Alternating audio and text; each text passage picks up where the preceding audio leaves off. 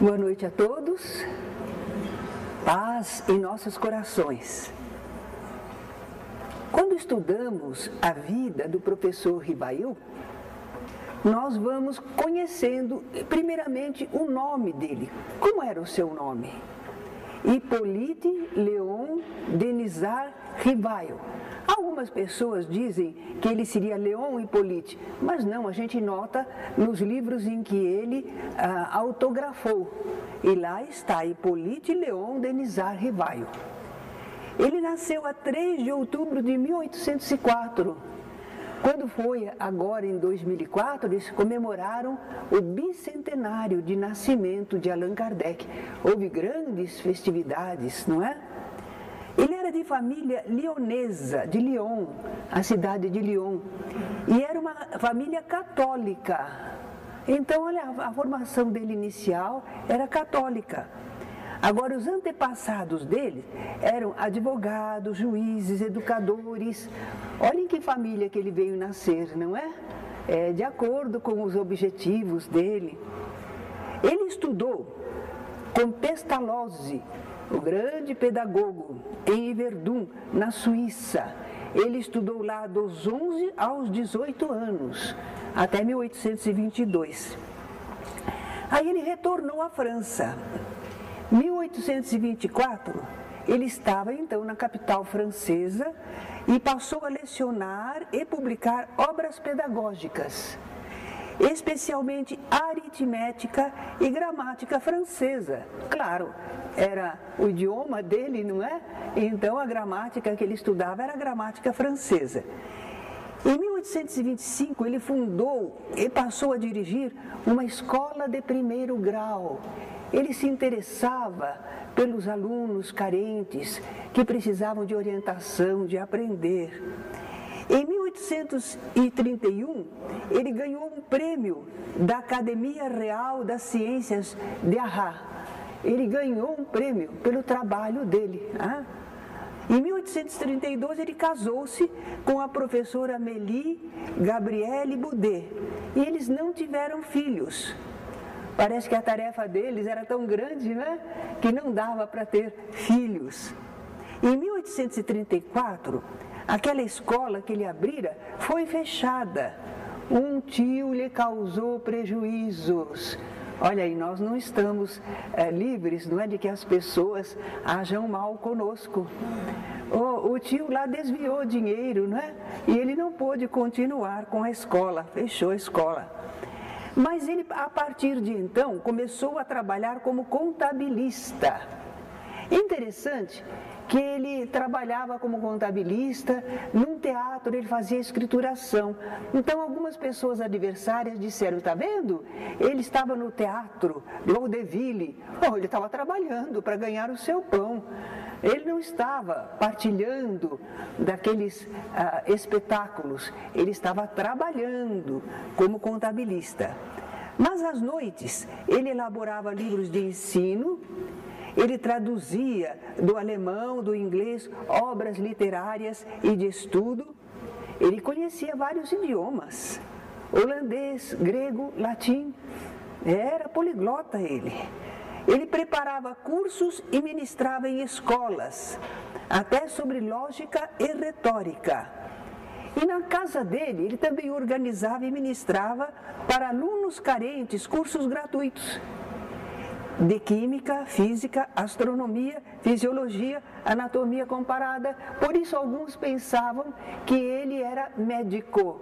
Não, ele tinha conhecimentos nessas áreas, mas ele não se formou em medicina, não. Foi um educador emérito, caráter ilibado. Ele exemplificava fraternidade e amor aos semelhantes. Foi um homem de grande projeção na França e na Europa. Membro de várias sociedades sábias e recebeu muitos títulos e honrarias. Esse foi o professor Rivail, né? Agora, como é que ele se tornou espírita?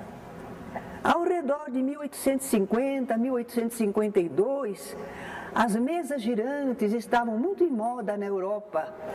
Eram as mesinhas que os espíritos movimentavam para bater uma letra A, uma pancada, letra B, 2 pancadas, e assim por diante, para escrever alguma coisa, se comunicar com as pessoas. Eram as mesas girantes, estavam em moda na Europa. Nós vamos mostrar ali para vocês uma figura que mostra um salão.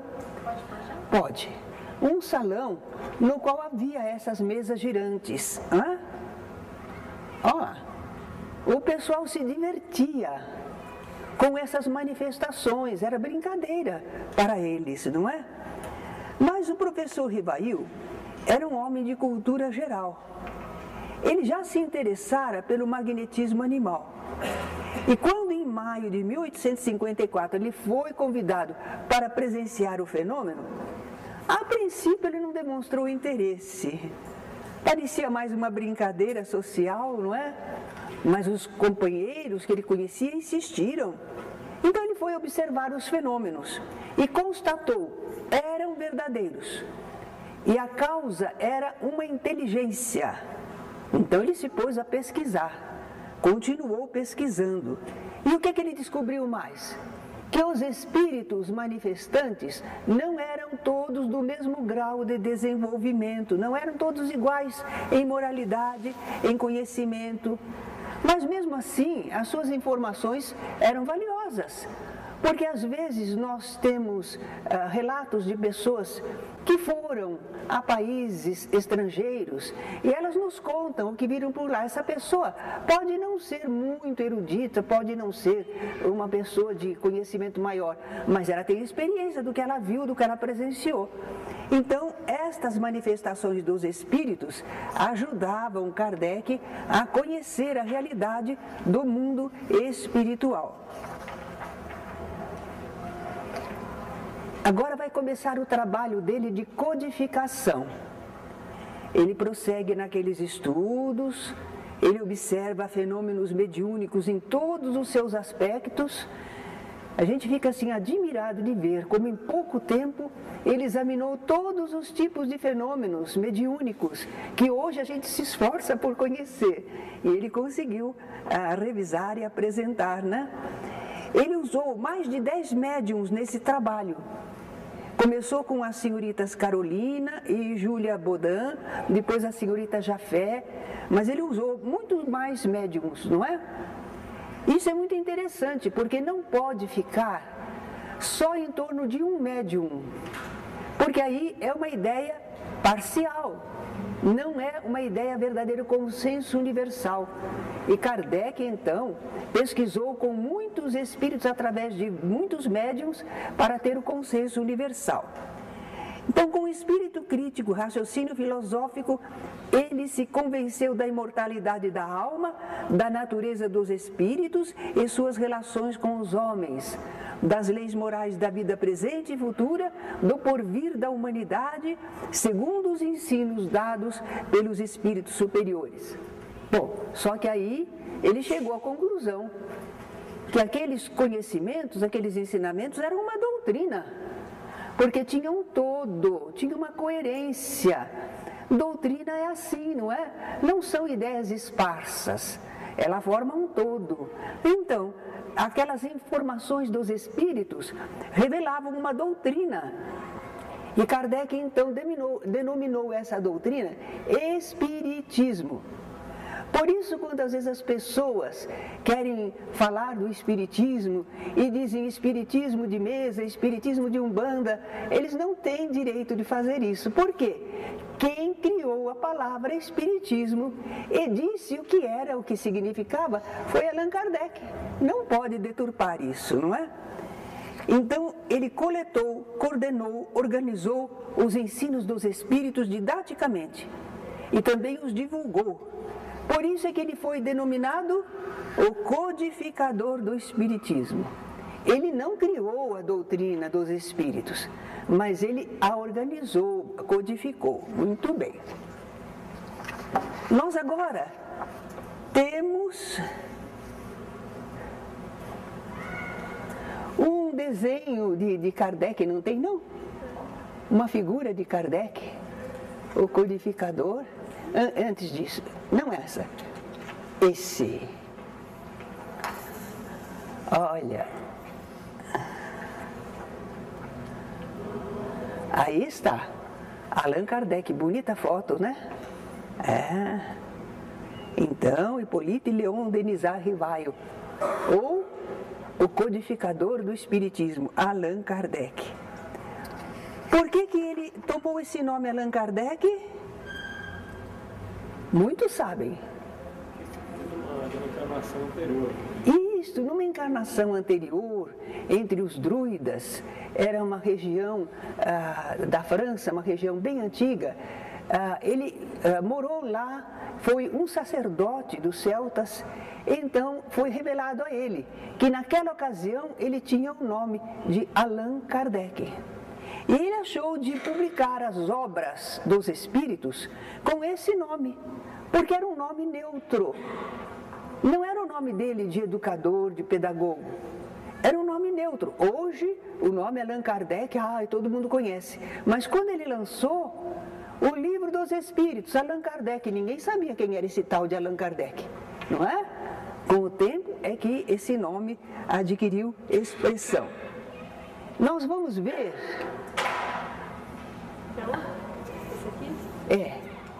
Vamos ver as obras que ele escreveu, as obras básicas. O Pentateuco são 5 obras básicas. Então nós temos lá, olha, não começamos pelo Evangelho, não começamos ali no meio, está o Livro dos Espíritos, foi o primeiro livro. O segundo foi o Livro dos Médiuns, porque já que se falava que havia espíritos e que os espíritos se comunicavam, precisava orientar como é que se faria a comunicação. Em terceiro lugar, aí sim veio o Evangelho segundo o Espiritismo, que era a parte moral da doutrina. Mas teve também o céu e o inferno, que fala da vida do lado de lá, não é? O que nos aguarda, quais as ideias que o povo tinha e o que é que os espíritos falam a respeito. E a Gênese, que ela fala de milagres e predições, fenômenos. Então, a Gênese é um estudo muito interessante de fenômenos ligados ao Espiritismo.